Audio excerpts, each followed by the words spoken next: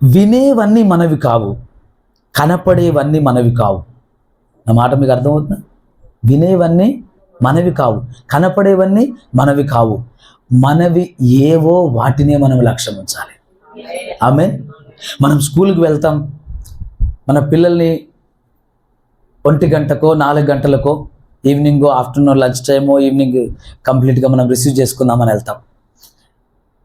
Compound వాళ్ళ దగ్గర ఉంటారు ఈ తల్లులు, ప్రేమగల తల్లులు. చూస్తుంటారు పిల్లల్ని ఇట్లా. ఎంతమంది, 100 మంది చిల్డ్రన్స్ ఉంటారు అందులో కదా, 100 మంది పిల్లలు.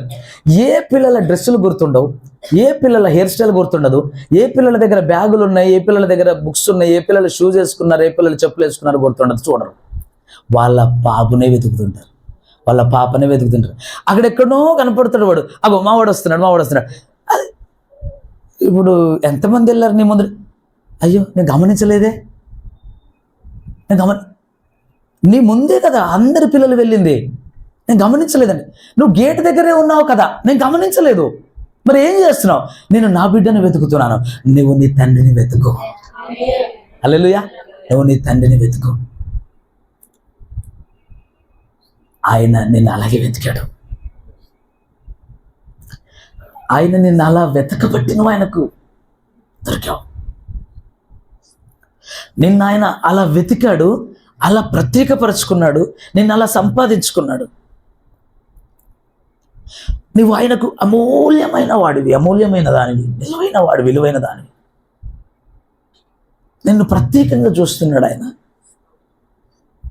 నీ పట్ల ఆలోచనలు ప్రత్యేకం, నీ పట్ల ఉద్దేశాలు ప్రత్యేకం, నీ పట్ల ఆయన తలంపులు ప్రత్యేకం. ఎవరో ఒకరిలాగా నిన్ను ఆయన చేయాలనుకోవట్లేదు, ఎవరో ఒకరిలాగా నిన్ను ఆయన చూడాలనుకోవట్లేదు. ఆయన నిన్ను ప్రత్యేకంగా చూస్తున్నాడు, ప్రత్యేకంగా మలుచుకుంటున్నాడు. ఒక దినాన ఆయన నిన్ను ప్రత్యేకంగా నిలబెట్టుకోవాలని ఆశపడుతున్నాడు. నాన్న, తమ్ముడు, చెల్లి, you are very very special for your God. ఎందుకంటే ఆయన దేవుడు మాత్రమే కాదు, నీ తండ్రి. Praise the lord.